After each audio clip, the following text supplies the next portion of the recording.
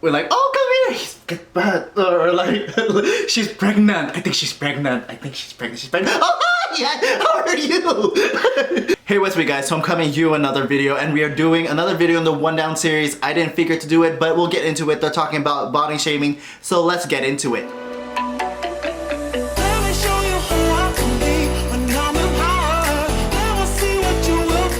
But first, of course, if you're new to my channel, what is up? My name is Mitch, Maverick Mitch, Hey Mitch, all the Mitches, and pretty much I like talking about what I talk about. So current events, reviews, and pop culture within the scope of entertainment, culture, and purpose. So be sure to check out all those videos as you're finishing this video. Of course, and you see I'm here joined with my guest, Jen. We have a channel together called ItsMandatoryFun. So I'm having a guest here talking about like some One Down videos and reactions. So yeah. Yeah, I'm excited. I've been watching your One Down series and I saw a couple of things, and it's so cool and interesting because I resonated with a lot of things about both of us being Filipino and whatnot.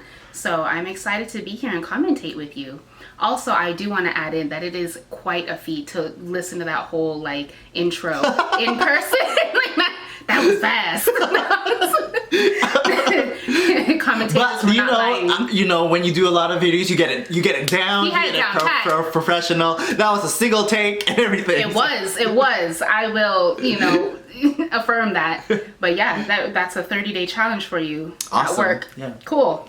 Awesome. Glad to be here. And then also just one quick disclaimer with the One Down series. If you see my other One Down series, I am not talking bad about it. It's just my commentary. And like I said in my other videos, the host of it is Sapphire and Sandalo. She's a friend of mine. So obviously this isn't anything about putting them down. This is just talking about commentary. So they're talking about body shaming. So that is something that is true. So any quick thoughts before we get into that video? I think you and I can both attest to sort of body shaming being a real prevalent thing in the Filipino culture, maybe Asians altogether. But certainly, I can only talk for being Filipino. Yeah. And yeah, it is, and it's maybe not in the same way that we think of as in America as body shaming, because mostly it's done by the people that are usually closest to you, your family, maybe your best friends, you know? And it's sort of, well, I think we're going to get into, I think we're definitely going to hit all of the points that I'm about to say right now. But yeah, I'm glad that we're doing this, and I think it's a good topic actually for her for the series. Yeah.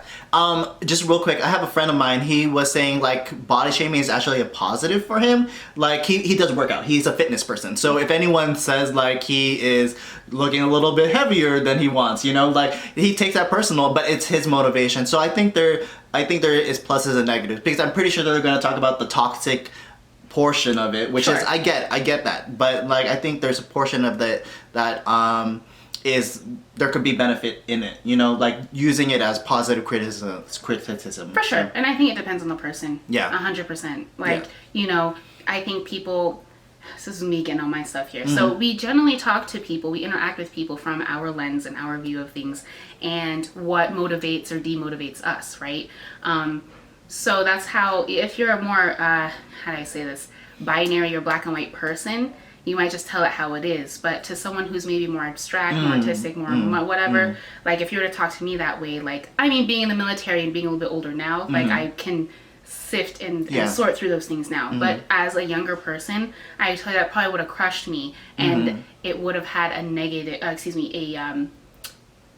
reverse effect, right, as what they wanted. Your parents probably, or your aunts or uncles, obviously want the best for you, but it depends on the person. And if you are like a bodybuilder, or like you work off of like what you see in the mirror and you're trying to like improve it, and you have like your art form of getting better, then I think I could see how it is motivating for that person, to be like, yeah, I do need to work on my my triceps, or maybe this gut is getting whatever. Anywho, yeah, that's that. I think it depends. I totally agree. I think it's just a matter of who you're talking to and how they take on criticism. So yeah, so I think those are great points. So we'll go into it and then talk some more. So let's do it.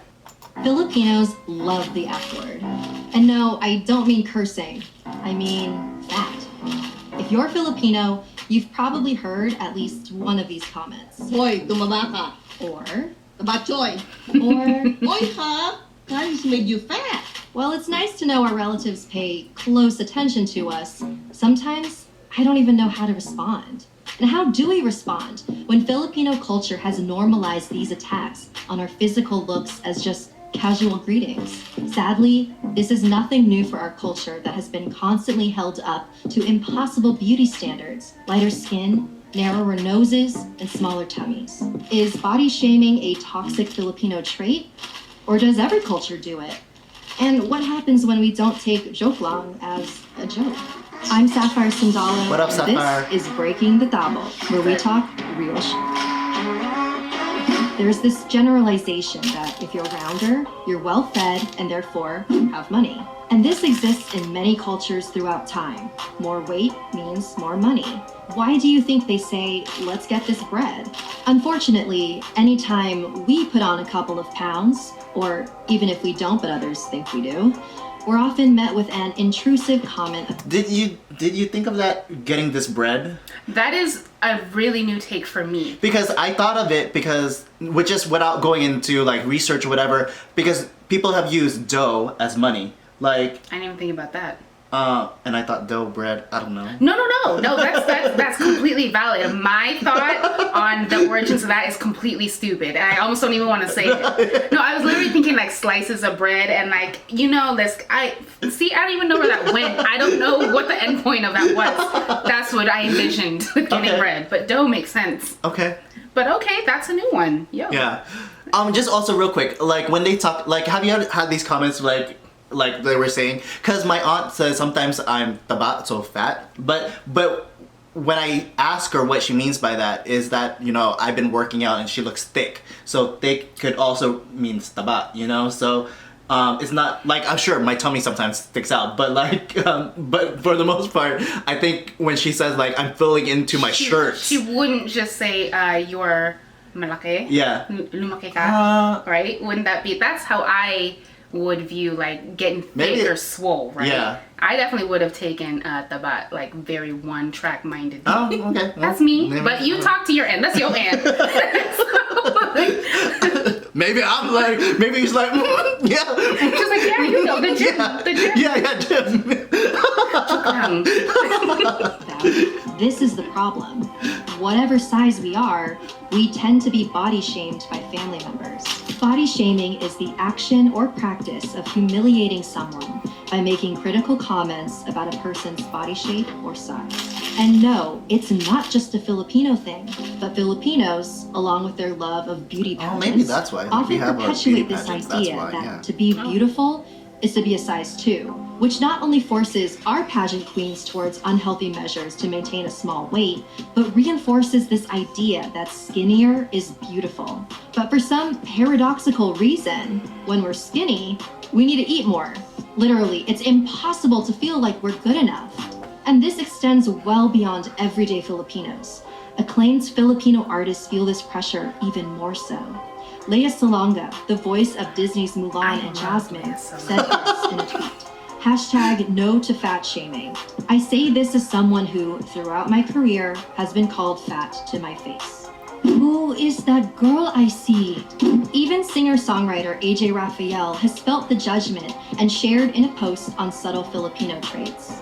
Sadly, some see this and will say, Filipinos are just like that, and we should see it as a sign of love. It is not.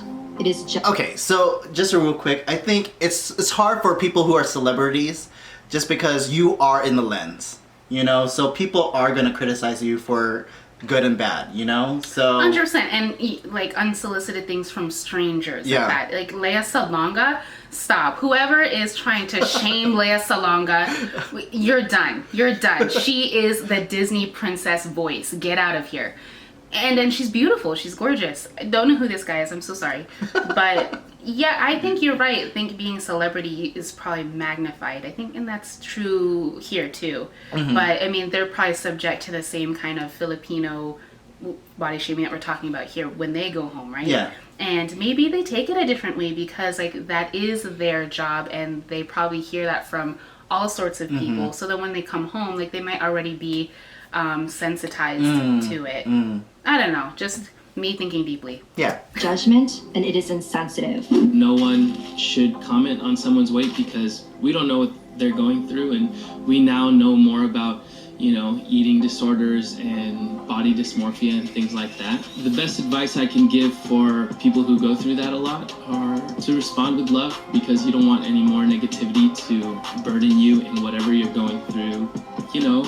We come in all shapes and sizes and different features, and that doesn't make us any less Filipino or any less human. So shout outs to all the titas. It's made my skin a little tougher, but also I hope you can see why it is maybe toxic and hurtful that you would comment on someone's weight in a nonchalant or passing or funny or joking way. So why is this so deeply ingrained in our culture? Well, let's start by taking a look at our Filipino cultural values. Pakikisama is understood as social acceptance and conformity. Kevin Nadal, author, activist, and professor of psychology, explains, the goal of Filipinos is to be socially accepted and celebrated, oftentimes without standing up for themselves or being different. Have you ever had a moment where you were advised not to speak up because we don't want to bring attention, or we don't start anything, or we've only been in America for a short period of time? And this value of pakikisama often shows up subconsciously in our own acceptance of the remarks made by our titas. We tend to conform to this practice as a thing Filipinos do at parties. Wouldn't this whole body shaming conversation just stop if we answered our titas' questions with, Tita, how about you? Bakit ang taba-taba mo na? Yeah, no. That's where it gets tough, because these criticisms have real effects, primarily on our mental health and emotional well-being. Filipino Americans have some of the highest rates of depression among Asian Americans, yet Filipino Americans across the board seek mental health treatment at some of the lowest rates. And the reason we don't often unpack this is because Filipinos don't talk about their mental health, especially not with their families. So, our relatives don't often see how their comments affect us emotionally. It's a generational gap. A lot of us are hesitant to talk to our parents about how we feel because we might get a response like, oh, they're just like that, or imagine what it was like for me, or even just pray. But staying silent has consequences too. We can't change how our families might speak to us, but we can control our reactions and how we speak to ourselves. We must unlearn these behaviors as a part of our own healing process, because eventually, we'll be someone else's tita or tito. How will we greet them when they come to our Filipino parties? Will we let them know that they're good enough just the way they are? We need to break the cycle. Body shaming ends with us. Thank you to Kumu for sponsoring. Cool. I'm sorry, I chuckled earlier, but that was because in that shot you had all of the titas on the one couch. Yeah. So, Yeah. And it just resonated a little too much. So sorry. Okay, so overall, I think it's pretty cool. I think there's obviously, for me, obviously I'm gonna be saying like it's a little much, just because I get what the messaging for is, and I think there's something genuine there. But I don't know, like I take things a little bit lighthearted, like. Because when you have like good friends, I think they should be able to like poke fun at at everything. So like I don't know, that's just me, right? And so I obviously don't be mean-spirited about it, but I don't know, like I think this is just like it to me. It's like it's not that serious, but like for another person that could be like not as true, So Sure, right. Like, but I mean, like, what was it, AJ? AJ, or whatever. yeah. Like, yeah, I think he definitely was onto something. I guess you don't know what like that person could be going through. Like, they could be at their last straw, and maybe like you poking fun at them or whatever. Like, maybe not be the. It might just be like this. That's it for them, or they might take it a little bit more deeply because like, for whatever reasons, right? But you're right if that's your family and. They mentioned something offhanded. I would hope that you have also the relationship to, like you said, like laugh it off or be, or know that it comes from a good place or, these things happened or it was quarantine, quarantine 15 tita, like, and get on and then eat your ube and be done with it. I guess what Sapphire, what she was saying, the double standard, like, right, I'm not going to turn and be like, yo, what will happen to you, tita? Yeah. And I think that's that's a respect thing, I think, in many cultures, right? You're not just going to flip that around, but like, Yeah, I don't know what it is that makes like your titas or your family members like comfortable in like saying those things to you. Again, I guess I do know what makes them, because you know they're your family and they just want to say stuff that, you know, to them, like they just want you to look your best. They want you to be healthy. They want you to, and that can totally come out in the form of like, yeah, well, you know, you're getting big, so you must be getting unhealthy. Like, I'm gonna change that. I'm gonna mention it. So I do see that aspect. Yeah, I mean, and I don't know. I look at it in sometimes as a positive. Just like with my friend, I was saying, who does fitness. Like, it could be like an Adele situation. Like, she looks good. Like, people have mentioned her weight before, but now she is toned down to the point, you know, where she doesn't even look like Adele. Like, you know, so I don't know. I with all things, I think there's such a matter of balance and figuring out where it lies. Because, like, obviously, they go to the extreme where it's like mental, like, a problem, you know, and so like obviously we wouldn't want to go there, but you know. How do you feel though about so with the whole mental thing, and also Filipino culture being, you know, what she was saying about the pakikisama, you know, culture, and that's true, and I do see it. And I'm thinking of my friends and my family and my cousins too, right? And a lot of them, you know, some of them could be really shy or really quiet, and we could write it off as like, oh, that's just their personality. But then like when you see them in different situations, so you know them to be a completely different person. And I just feel that like Filipino kids, or like when you're even a teenager or whatever, and you all go to these parties, because we all go to parties as a family, we like roll in deep, right? So when these kids are dragged along to those events, like they kind of do maybe wallflower a bit or wither or whatever, because it's like a different situation. It's a different situation, right? So like they're not that shy, they're not that quiet, but when they're at these things, it's like they really don't want to stick out. And maybe it's because of like comments like, hey, you go bring your violin, like play us the violin, play us the song, or you know, you got a little, you know, you got a little big, or you did this, and you're always getting like called out by your family members, because the whole, it's getting a little bit deep here, but like Asians, even though we're friends and family, there's still like a little bit of that competition, and it definitely branches and reaches out to your kids too, right? So I think they tend to get called out a little bit more. So anyways, a little bit off track there, but I could see how that seeps into that part of like mentioning your physicality too, because you're always just called out in Filipino parties. Yeah. I mean, I don't know. I also just think of it as something fun, just because if you like the comedian like Tita Che, like when we have like holiday parties, she does the like, we're like, oh, come here, get back, or like, she's pregnant. I think she's pregnant. I think she's pregnant. She's pregnant. Oh, hi, yeah. How are you? That definitely does happen. Yeah. I mean, what are you gonna do about it? I have no idea. I think I see that less though in generations that were born and raised. Oh yeah. So. But I think just really back with the wallflower thing. I think I mean, there's been situations where I go to my uncles, whatever, and I'm just like to myself. So yeah, I don't know. Yeah. No, same. I don't know where I was going with that. I know. I didn't realize you were done. Okay, so I mean, wrapping it up. Was there any topics that you can think of that they could have covered or anything? And thank you, One Down, for putting up this series. Yes, thank you. It gave us commentary for us to talk about, and it was a good discussion. I've seen some of their videos, and people have been doing comments on their videos, so obviously these conversations are good. So obviously we're having our own conversation, but again, thank you to One Down for putting up these videos, so yeah. Yeah, that was really good. Thank you.